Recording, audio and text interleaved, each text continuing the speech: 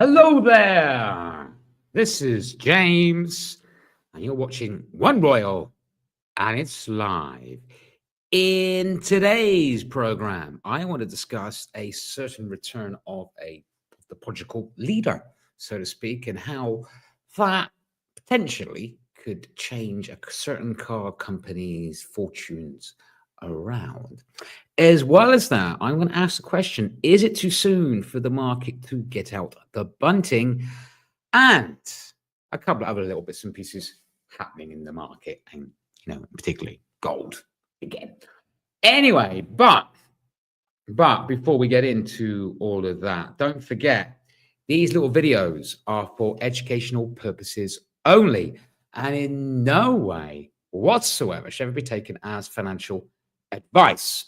I always suggest you do your own research, do your own due diligence, and of course, know the risks at hand for entering any trade.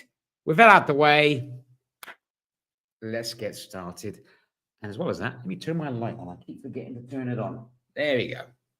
Right. So let's start off with this chap, because it does indeed appear that Musk is back in the building. He's back in the building, so to speak. I mean, Tesla stock so far this week is done quite well. It's actually up by 25%. But realistically, though it has got a boost from, obviously, we talk about it again in a bit, about these tariffs on April the 2nd being a bit light, it has given a bit of a boost. But Tesla has also been boosted by the fact that there was a very hands-on meeting at the company that gave the impression that Musk is back in the driving seat. In fact, the CEO himself, the big man himself, he issued a certain sermon to try and reassure his shareholders, because obviously there's been quite a lot of issues in relation to Musk, that when he, with his new responsibilities with, Dodge or Doge or whatever you want to call it, his new sort of roles with helping Trump's administration, that he's being distracted from, Tesla's performance, or distracted from the company. As I mentioned beforehand, I remember a similar occasion back in 2022 when Musk was in the middle of buying Twitter, now obviously known as X.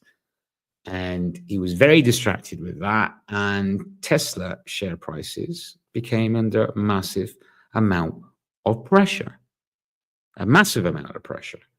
because the market thought he was distracted.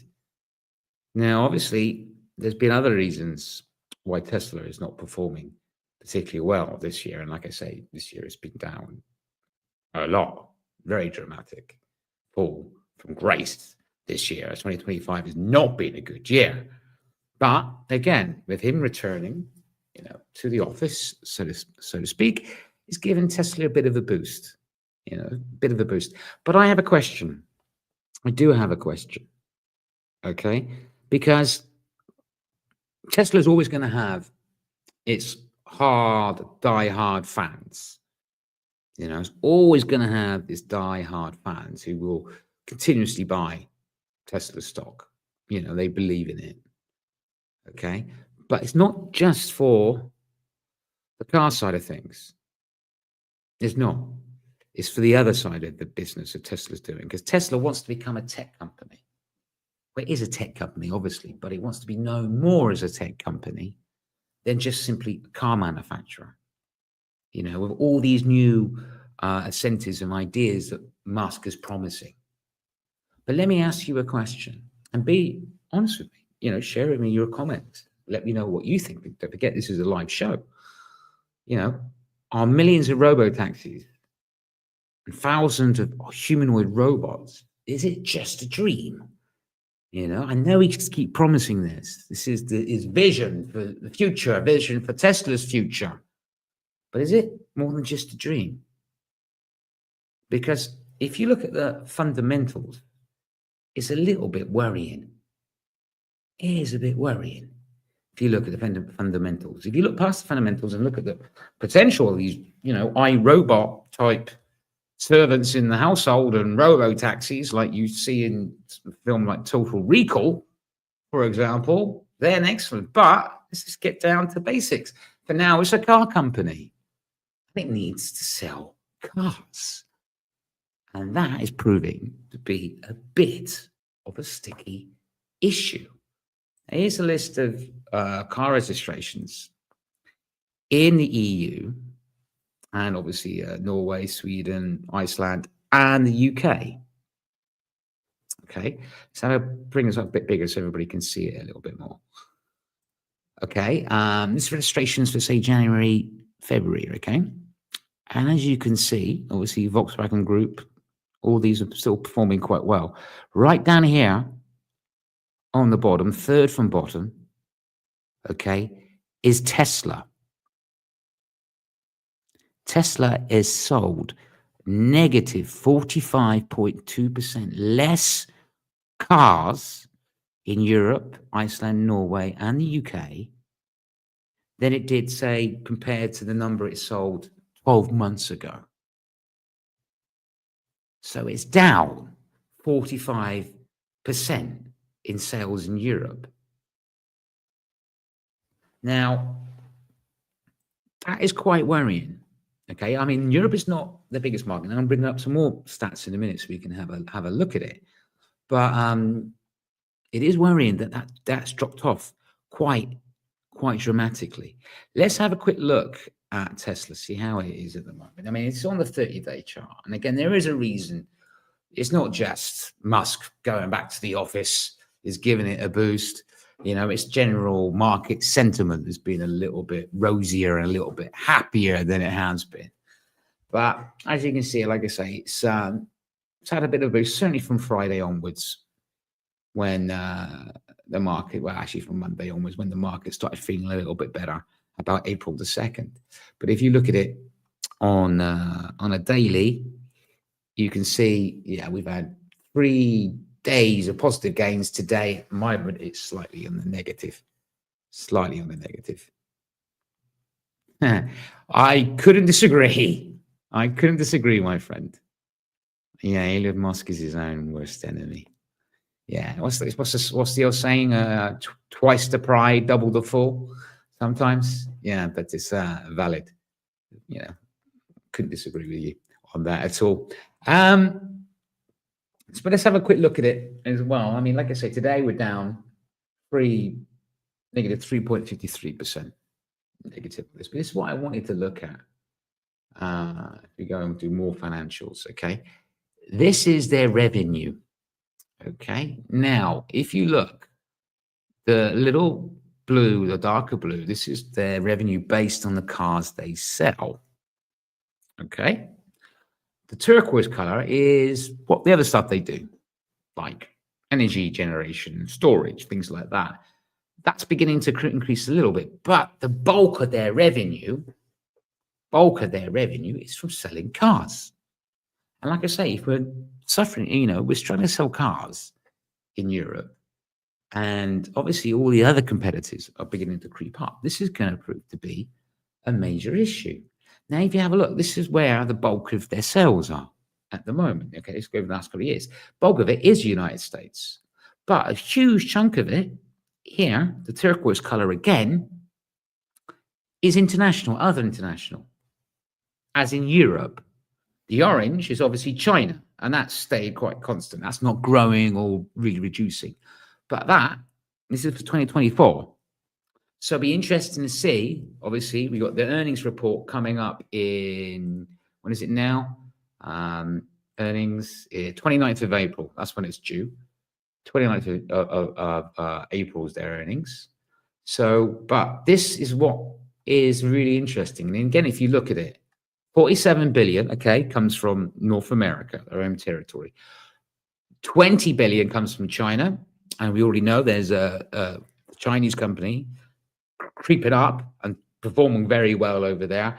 And 29 billion has been coming from Europe and other international countries.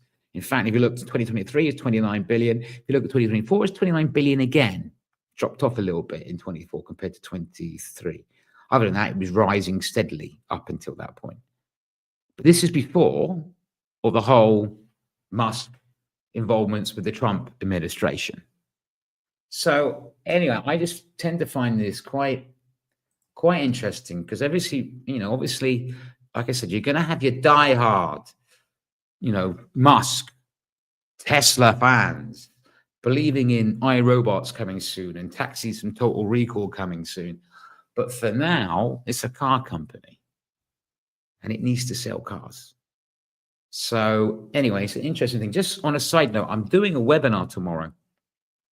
A Market Bites webinar. I'll be doing them once a week. And we will be looking at Tesla as a case study for the fundamentals analysis behind stock trading. So obviously we're going to have a big open discussion about Tesla and what everybody thinks about Tesla's potential future. But anyway, just that's tomorrow. Anyway, moving on. Hope has returned to the market a little bit. And the reason for that is I discussed this on Monday is that basically 2nd of April, the Liberation Day for America, is now not coming across as being so scary. Beforehand, everybody was very scared because we're going to have these reciprocal tariffs, which were going to be, whoa, nasty and it spooked the market massively. However, like I said on Monday, these tariffs are now expected to be a little bit more targeted and they don't come across so scary. In fact, this is what Trump had to say. I'll probably be more lenient than reciprocal because reciprocal, that would be very tough for people. So basically, the market is beginning to have a little bit of hope, thinking these tariffs aren't so scary now. And in fact, we'll look at the market in a minute. In fact, the S&P 500 and the NASDAQ have experienced 3 days of gains, consistent 3 days of gains. However, there is something else I would say. I would say one thing. Let's not get out the bunting quite yet. Because, all right, these tariffs might not be so scary, but there's other things which are just as worrying and just something worth keeping an eye on. And that is, of course, actual economic data. Now, for example, US consumer confidence yesterday was announced at 92.9, which is a 4-year low. 4-year low. As well as that, US durable goods was announced today, better than expected, I'll give it that, better than anticipated, but it was still announced at 0.9% versus the previous reading, which was 3.3%. Don't forget, durable goods is when bigger items like jetpacks, jet skis, and cars, purchase of that. So, though it was better than anticipated, it's still quite a decline from the previous reading. As well as that, there's a number now of investment banks beginning to change their forecast. For example, Barclays analyst, I'm going to butcher the name, sorry, Venu Krishna, he slashes his price target of the S&P 500 to 500 or close out round 5,900, down from his original target at the beginning of year of 6,600 points. And the reason he did this, he's changed his forecast, is because he basically cited tariffs concern and the word deteriorating economic data. So I think now we need to start focusing on this data. We've been so distracted with tariffs, and they're not gone away. They're not gone away. The bogeyman's still there. So it hasn't changed on that side of things. But maybe we need to start focusing on data, on the actual data, to see what's going on. And like I say, that US consumer confidence announced at 0 point, no, sorry, not announced at 0 point, announced at 92.9, 4-year low, is certainly a little worrying. And let's have a quick look at the market now. Let's look at the S&P, etc. So I'll bring it up and have a look. Like I say, this on a daily, it's had 3 consistent days of gains, slightly down today as it stands at the moment, currently trading at 5,754 points. If we look on a slightly shorter time frame, again, yeah, a little down. No, it's stable. It's the best word to describe it at the moment, I guess. Stable at the moment. Let's have a look at the Nasdaq as well. Again, for the day, it's experienced 3 consistent days of gains, slightly down for today though, which it's fine. But again, best described tepid and stable. I mean, realistically, it's only negative 0.86% today, so it's not like drastic. We're back into into doldrums of it. And sort of Max 7 again, Meta slightly down for the day. Again, they've had 3 good days. Microsoft exactly the same. 2 really good days, but slightly negative again, 0.21%. Amazon, 3 good days of gains, currently slightly down, but nothing to pull your hair out about at the moment. Alphabet, same, and Nvidia, which is suffering the most at the Mag 7 today. Realistically, it's down 4.37% after again experiencing 3 days of consistent gains. Anyway, moving on to something else I want to talk about. Believe it or not, it is my show and I always talk about it. And it's the other reason why we shouldn't get out the bunting as well.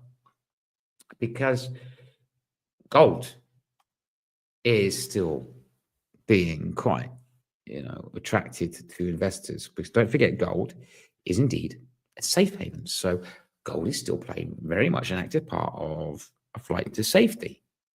To the fact that even Bank of America now raises its gold forecast for it to trade around $3,063 in 2025, and then go to a whopping $3,350 in 2026. So, like I say, if everything was rosy and we could get the bunting out, then gold still wouldn't be so attractive. So clearly, there's still a bit of a warning sign for that. I mean, gold is indeed currently up for the year to date, by 15%. And like I say, the rally we had, 2 weeks ago now, and it hit $3,000 for the first time. I've lost track, to be honest.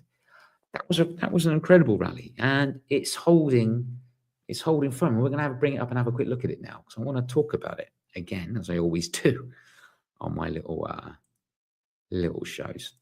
Anyway, like I say, we're currently trading $3,016. Okay, so we're still above the $3,000 level, still above that potential uptrend level as well, which I'm keeping a very, very close eye on. Like I said on Monday, I'm keeping a close eye on it because, like I say, the fundamentals change slightly. Then I am seeing potentially maybe an Elliott wave pattern there. And, like I say, we can keep the momentum going. Then if not, we might see an ABC correction potentially, possibly. I'm still really keeping a close eye on it. But like I say, it's still trading around $3,015, showing there is a flight to safety. It's way off, obviously, the highs it experienced over the last couple of weeks or so. But, it's still holding firm. We're not having that dramatic profit taking, which we often see when something hits an all-time high like this. So anyway, that's quite interesting. Anyway, we still got some news to come this week. Okay, now again, back to data. Okay, the market's going to be keeping a close eye tomorrow on US GDP. Is expected to come in at 2.3%. Previous reading is 2.3%. So that'll be worth watching, especially after the US consumer confidence, of course. And on Friday, we had the UK GDP.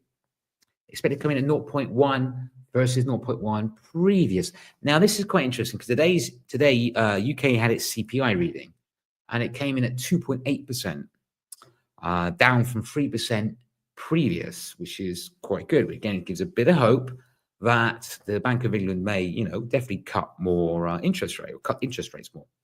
So that might give it a bit of a boost, especially at the moment where the current sitting government or the sitting chancellor has said they want to save billions by cutting down on welfare state and things like that. So this is interesting development to watch.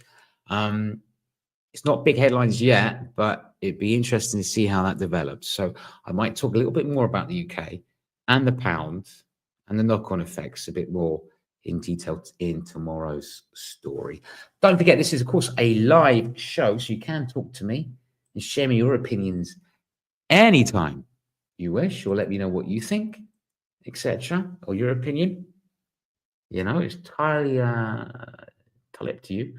At the same time, of course, if you're watching me on YouTube and you're not watching me live, in fact, you're watching the recording, which I notice a lot of people do, by all means, if you have a question or have something you want to say, put it in the comments below. I will see it and I will reply to it next time I go live on air, which is every single day, which of course will be tomorrow. The only days I don't go live is when I've got a day off, but even then I might go live when I'm on the road. You see what's happening in the market. Anyway, like I say, so the week is coming to a close. The big events, of course, is US GDP and UK GDP. Don't forget, if you're watching me on YouTube and you like this sort of thing, by all means, subscribe if you like. Hit the notification button so you know next time I'm going live. If you like this type of content and you put up with me, by all means, give me one of these. It's nice to know that you like what I do. Same if you're watching me on Twitter and you like it, you don't mind it, you can put up with me. Give me a little heart. Anyway, if there is no questions, not a problem. Not a problem. Don't forget, these little videos are for educational purposes only, and in no way whatsoever should be taken as financial advice. I always suggest you do your own research, do your own diligence, and of course, the risks at hand before entering any trade. Till next time, every single one of you, trade safe.